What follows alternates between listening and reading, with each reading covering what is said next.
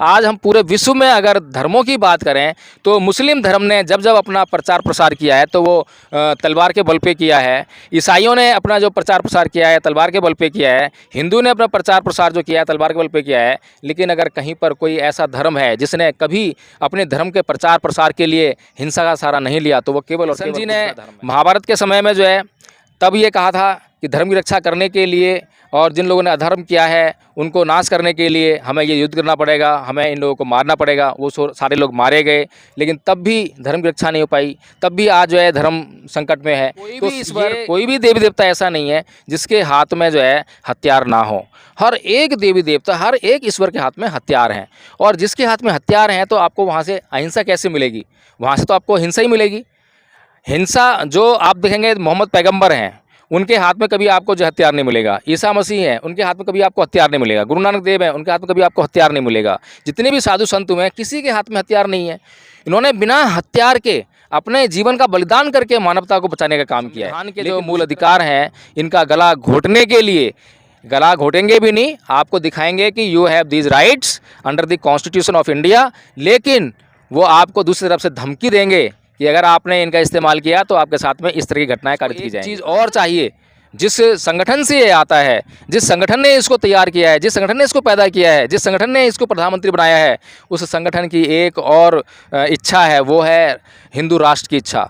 और हिंदू राष्ट्र की इच्छा जो है कैसे पूरी होगी कि जब इस देश में केवल हिंदू ही हिंदू रहेंगे और बाकी सभी लोग मौन हो जाएंगे और मौन रहकर जो है उनके हिंदू राष्ट्र को स्वीकृति दे देंगे, तब इस देश में हिंदू राष्ट्र। जब बाबा साहब डॉक्टर भीमराव अंबेडकर को हिंदू कोड बिल पास नहीं करने दिया गया पार्लियामेंट में, तो उन्होंने अपनी जिम्मेदारी समझते हुए इस देश की महिलाओं के प्रति कि इस देश की महिलाओं को उनकी गुलामी से मुक्त कराना, और यदि मैं अब इस देश की अपनी माँ बहन बेटियों को उस गुलामी से मुक्त नहीं करा दे सकता तो मुझे कानून मंत्री के पद पर रहने का कोई अधिकार नहीं है। उन्होंने उस कानून मंत्री के पद को ठोकर मारी थी। क्या इतनी नैतिकता इस देश के उस मुखिया के अंदर जिंदा बची है? मणिपुर की बेटियां आप कह रहे हैं कि वो भारत की बेटियां हैं, तो मैं ये सोचता हूं कि पूरे भारत में शोक की लहर क्यों नहीं है? पूरा भारत जो है शोकग्रस्त क्यों नहीं है? आज किसी के भी फंक्शन में जो है गाने बजाने क्यों हो रहे हैं? आज पूरे देश में जो है प्रदर्शन क्यों नहीं हो रहे हैं? वहाँ पर से चीत्कार क्यों नहीं निकल रही है? मणिपुर की जो बेटियां, जिनकी बेटियां गई हैं, जिनकी माएँ गई हैं, जिनकी पत्नियों के साथ में ऐसी भद्रता हुई है, उन्हीं के भीतर से चीत्कार क्यों निकल रही है? ये पीड़ा जो है पूरा भारत क्यों नहीं महसूस कर रहा है? जिस दिन नीलम जी ये पीड़ा जो है पूरा भारत महसूस करने लगेगा, उस दिन मैं ये सोचता हूँ कि फिर दोबारा से मणिपुर जैसी घटनाएं, गोधरा कांड जैसी घटनाएं दोबारा से घटित नहीं होंगी। क्योंकि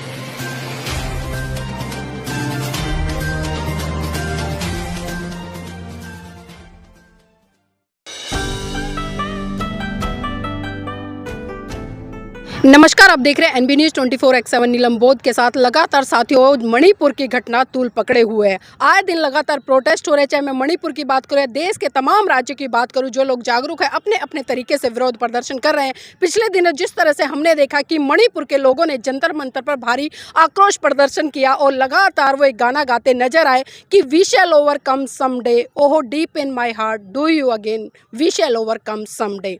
अर्थात कि हम होंगे कामयाब एक दिन, मन में है विश्वास, पूरा है विश्वास, हम होंगे कामयाब। सर, इस तरह के नारे और इस तरह की संवेदनाएं और इस तरह के गाने लगातार जंतर मंतर पर गूंज रहे हैं उन बेटियों के इंसाफ के लिए, लेकिन आज गूंगी बहरी सरकार क्यों नहीं इस पर मुंह खोल रही है? देखिए नीलम जी, बहुत ही भीभत्स हत्याकांड और अपराध जो है वो वहाँ पर मणिपुर में घटित हुए और पिछले 3 महीने से ये घटनाएं वहाँ घट रही थी। और बड़ा ताज्जुब का विषय है कि पूरा देश जो है, मणिपुर कोई छोटा मोटा राज्य नहीं है, बहुत बड़ा राज्य है, और वहाँ पर होने वाली इतनी भयानक घटनाओं से अनभिज्ञ था। पूरे देश को पता ही नहीं है कि मणिपुर में क्या घट रहा है, मणिपुर में बेटियों के साथ में क्या घटना घट रही है, किस तरह से उनको जो है निर्वस्त्र करके जो है उनकी परेड कराई जा रही है। तो ये तो सरकार जो है साफ साफ उसका षड्यंत्र नज़र आता है। जिस प्रकार से गोधरा कांड हुआ था, और गोधरा कांड में मुस्लिम्स के अंदर जो है भय पैदा करने के लिए उन्होंने बोगी की बोगी जला दी थी। वहाँ पर जो है पूरे जो राज्य था गुजरात राज्य जो है, पूरे गुजरात राज्य में मतलब जो है हिंसा का तांडव हमें देखने को मिला था। और बिल्किस बानो को अभी तक देश भूला नहीं है। अभी उस सुप्रीम कोर्ट में जब आरोपियों ने याचिका दायर की तो जो कि जो उनका राज्य है, गुजरात राज्य है, उसने उसको मंजूरी दे दी और वो जो है जेल से रिहा हो गए और आज जो है वो खुले घूम रहे हैं। और वो 12 जो बलात्कारी थे, जिन्होंने बिल्किस बानो से बलात्कार किया, उसकी 6 महीने की बेटी को जो ज़मीन पर के मार दिया, उसके पति के सामने उसको बलात्कार किया, तो उसकी हालत क्या होगी, ज़रा सोचने की ज़रूरत है।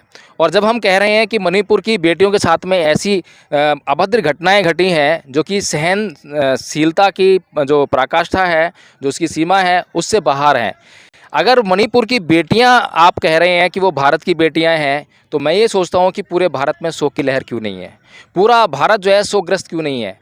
आज किसी के भी फंक्शन में जो है गाने बजाने क्यों हो रहे हैं, पूरे देश में जो है देश के पूरे जो जितने भी शहर हैं, गांव हैं, वहाँ पर प्रदर्शन क्यों नहीं हो रहे हैं, वहाँ पर से चीत्कार क्यों नहीं निकल रही है। मणिपुर की जो बेटियाँ, जिनकी बेटियाँ गई हैं, जिनकी माएँ गई हैं, जिनकी पत्नियों के साथ में ऐसी अभद्रता हुई है, उन्हीं के भीतर से चीत्कार क्यों निकल रही है। ये पीड़ा जो है पूरा भारत क्यों नहीं महसूस कर रहा है। जिस दिन नीलम जी ये पीड़ा जो है पूरा भारत महसूस करने लगेगा, उस दिन मैं ये सोचता हूँ कि फिर दोबारा से मणिपुर जैसी घटनाएं, गोजरा कांड जैसी घटनाएं दोबारा से घटित नहीं होंगी, क्योंकि लोग सोचेंगे, विचार करेंगे और जब उनको ढूंढेंगे उन कारणों को जो है, तो उन कारणों को नष्ट करके जो है फिर दोबारा से उन कारणों को उत्पन्न नहीं होने देंगे। लेकिन समस्या ये है नीलम जी, एक तो ये दुष्ट सरकार जो मतलब कि पिछले 3 महीने से उसने किस तरीके से उसको प्लान किए हुए है कि पिछले 3 महीने से भनक तनक पड़ी है पूरे भारत को जो है। इतना बड़ा भारत है, इतना विशाल भारत है, 130 करोड़ की आबादी इस देश में है और मणिपुर भी कोई छोटा मोटा राज्य नहीं है, उसमें लगभग 40-45 लाख लोगों की आबादी है। वहाँ पर किस तरह से उन्होंने सुनियोजित योजना के तहत जो है क्या षड्यंत्र रचा है कि 3 महीने तक पूरे देश को पता ही नहीं चला कि उनके एक हिस्से में क्या घटना घट रही है। तो नीलम जी, सबसे पहले तो इस देश के लोगों के अंदर जो है वो संवेदनाएं उत्पन्न होना बहुत ज़रूरी है। उन्हें पता होना चाहिए कि मणिपुर में जो बेटी शर्मसार हो रही है वो मणिपुर की बेटी नहीं है, वो पूरे भारत की बेटी है और पूरे भारत को उस पर चीत्कार करना चाहिए। सर, जिस तरह से हम देख रहे हैं, जैसे मणिपुर का जो प्रकरण है वो सामने आया, तो हमने देखा विपक्षी पार्टियों ने तो इस पर हल्ला बोला, लेकिन अगर मैं धार्मिक संगठनों की बात करूं, चाहे मैं विश्व हिंदू परिषद हो या करणी सेना हो या तमाम हिंदुओं के जो संगठन है, वो इस पर आज भी चुप्पी साधे बैठे। क्या उनकी अंतरात्मा मर चुकी है? क्या वो किसी व्यक्ति की या किसी बेटी की पीड़ा को नहीं समझ पा रहे हैं? देखिए, पहली बात तो ये है कि ये जितने भी संगठन हैं जो धर्म के नाम पर जो है अधर्म कर रहे हैं इस देश में, इनका धर्म से कोई लेना देना है ही नहीं। ये कोई धार्मिक कार्यों में लिप्त नहीं है। धार्मिक होते और अगर ये देशभक्त होते, अगर इनके अंदर राष्ट्रवाद की थोड़ी सी भी भावना होती, तो ये भी जो है अपना झंडा और डंडा लेकर जो है जंतर मंतर पर पहुंच गए होते, अपने गली मोहल्लों में प्रदर्शन कर रहे होते, इस सरकार को जो है उखाड़ फेंकने की आज जो है वो बात कर रहे होते, आज इस सरकार को कुछ ना कुछ धमक दे रहे होते। और सबसे बड़ी बात तो ये है नीलम जी कि जो इस देश का जो मुखिया है, उसकी आंखों में जरा सी भी शर्म है क्या? अब तक उसने इस्तीफ़ा क्यों नहीं दिया है? हमने नीलम जी बहुत सारी घटनाएं भूतकाल में देखी हैं कि कोई रेल दुर्घटना हो गई है, मामूली सी रेल दुर्घटना का उसकी जिम्मेदारी लेते हुए रेल मंत्री ने जो है अपने पद से इस्तीफा दे दिया। इसी प्रकार से हमने जो है बहुत सारे ऐसे मतलब इस्तीफे देखे हैं जिन्होंने अपनी जिम्मेदारी का बड़ा उदाहरण है कि जब बाबा साहब डॉक्टर भीमराव अंबेडकर को हिंदू कोड बिल पास नहीं करने दिया गया पार्लियामेंट में, तो उन्होंने अपनी जिम्मेदारी समझते हुए इस देश की महिलाओं के प्रति कि इस देश की महिलाओं को उनकी गुलामी से मुक्त कराना मेरा ये कर्तव्य है, और यदि मैं अब इस देश की अपनी माँ बहन बेटियों को उस गुलामी से मुक्त नहीं करा दे सकता तो मुझे कानून मंत्री के पद पर रहने का कोई अधिकार नहीं है। उन्होंने उस कानून मंत्री के पद को ठोकर मारी थी। क्या इतनी नैतिकता इस देश के उस मुखिया के अंदर जिंदा बची है?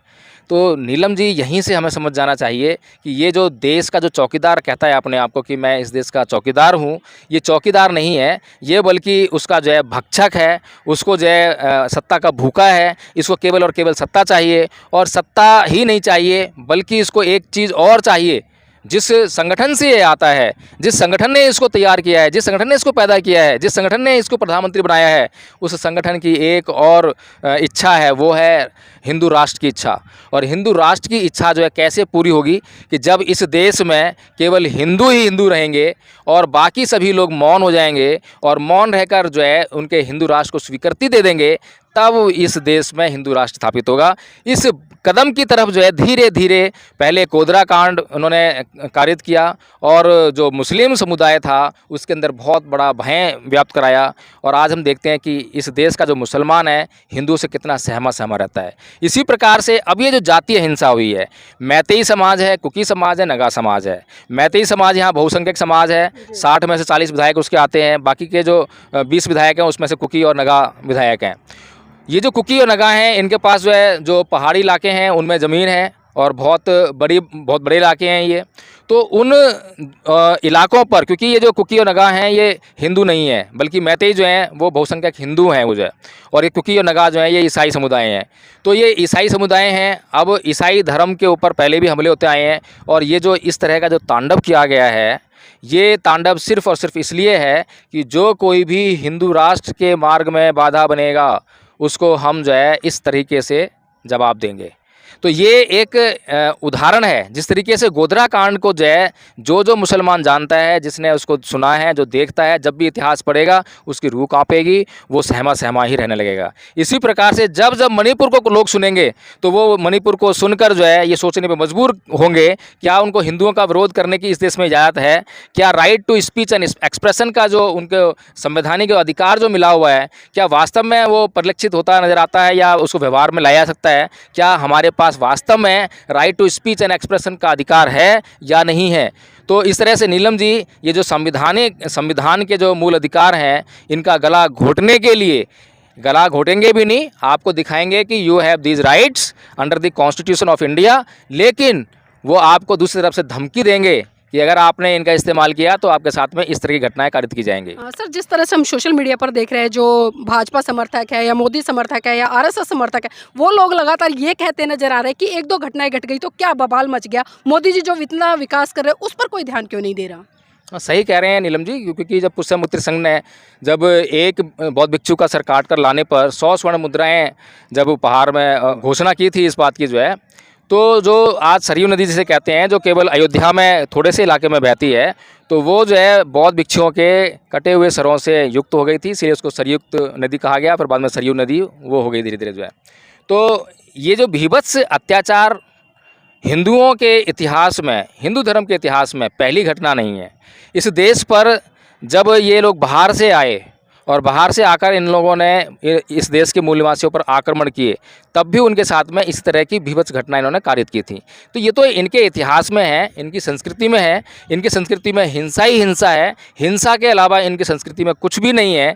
मोदी जी जिस संस्कृति से आते हैं, ये जिस संस्कृति की सत्ता आज देश में स्थापित है, उस राजनीतिक पार्टी की जो संस्कृति है उसमें केवल हिंसा ही हिंसा है। आप देखेंगे कि कोई भी ईश्वर, कोई भी देवी देवता ऐसा नहीं है जिसके हाथ में जो है हथियार ना हो।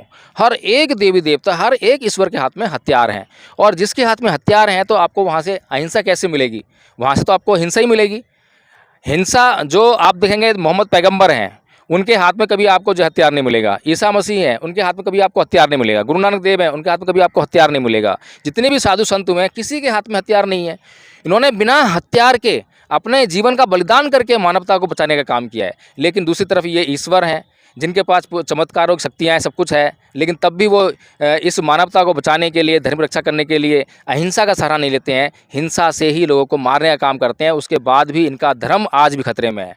कृष्ण जी ने महाभारत के समय में जो है तब ये कहा था कि धर्म की रक्षा करने के लिए और जिन लोगों ने अधर्म किया है उनको नाश करने के लिए हमें ये युद्ध करना पड़ेगा, हमें इन लोगों को मारना पड़ेगा। वो सारे लोग मारे गए, लेकिन तब भी धर्म की रक्षा नहीं हो पाई, तब भी आज जो है धर्म संकट में है। तो ये धर्म वरम कोई संकट में नहीं है, ये सिर्फ इनकी नीयत का मामला है, ये जो है राजनीति का मामला है, ये धर्म का कोई मामला नहीं है। तो क्या लगता है सर, मणिपुर जैसी घटनाएं है, जिस तरह से अभी राजस्थान में भी एक घटना का प्रकरण निकल के आया, एक बहुजन समाज की बेटी के ऊपर तेजाब छिड़क के उसको मारने का काम किया गया, तो उस पर भी कहीं ना कहीं, चाहे हम कांग्रेस सरकार की बात करें, भाजपा सरकार की बात करें, इनकी कूटनीति दोनों की एक से नजर आती है, लेकिन जब लांछन लगाने की बारी आती है तो दोनों पे आरोप प्रत्यारोप की राजनीति करते नजर आते हैं। देखिए नीलम जी, ये कांग्रेस और बीजेपी का मामला नहीं है, ये मामला है संस्कृति का।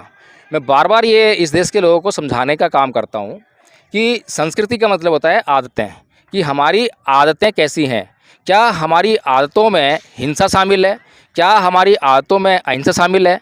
जैसी हमारी आदतें होंगी हम वैसा ही रिएक्शन देंगे। किसी ने मुझे गाली दी तो उस गाली का जवाब मैं कैसे देता हूँ, ये मेरी संस्कृति पर डिपेंड करता है। मेरी संस्कृति मुझे क्या सिखाया है कि गाली का जवाब आपको कैसे देना है।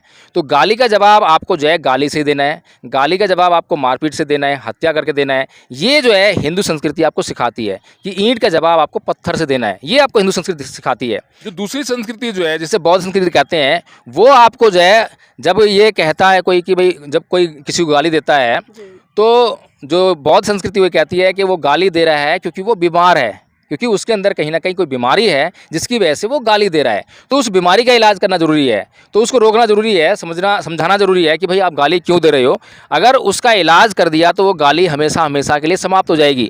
वहीं पर जो ये संस्कृति है जिसमें गाली का जवाब गाली से देना है, तो गाली का जवाब देकर, गाली से देकर आज तक किसी ने किसी को समझाया नहीं है, आज तक कोई भी शांत नहीं हुआ है, बल्कि मन के अंदर जो है कहीं ना कहीं घृणा और द्वेष के बीज लेकर बदला लेने की भावना उसके अंदर जो पनपती है, तो उसको संजोए रखता है और जब भी मौका मिलता है तभी बदला लेता है जो है। तो इस तरह से नीलम जी हमें ये समझना चाहिए कि ये बीजेपी और कांग्रेस का मामला नहीं है, ये सांस्कृतिक का मामला है और आज इस देश को सांस्कृतिक परिवर्तन की ज़रूरत है। आज हम पूरे विश्व में अगर धर्मों की बात करें तो मुस्लिम धर्म ने जब जब अपना प्रचार प्रसार किया है तो वो तलवार के बल पे किया है, ईसाइयों ने अपना जो प्रचार प्रसार किया है तलवार के बल पे किया है, हिंदू ने अपना प्रचार प्रसार जो किया है तलवार के बल पे किया है। लेकिन अगर कहीं पर कोई ऐसा धर्म है जिसने कभी अपने धर्म के प्रचार प्रसार के लिए हिंसा का सहारा नहीं लिया तो वो केवल और केवल बुद्ध का धर्म है। इस देश को बुद्ध के धम्म और उसके सिद्धांतों की ज़रूरत है, उसके मार्ग की ज़रूरत है, उसके मार्ग पर इस देश के लोगों को चलने की ज़रूरत है। अगर ऐसा इस देश के अंदर हो जाए तो मणिपुर और गोधरा जैसे कांड जो है बिल्कुल नहीं हो सकते इस देश में, और पूरा देश जो है चहुमुखी उसका विकास होगा और यह देश बहुत जल्दी जो है विकसित राष्ट्र कहलाएगा, पूरे विश्व में जो है विश्व गुरु बन के उभरेगा।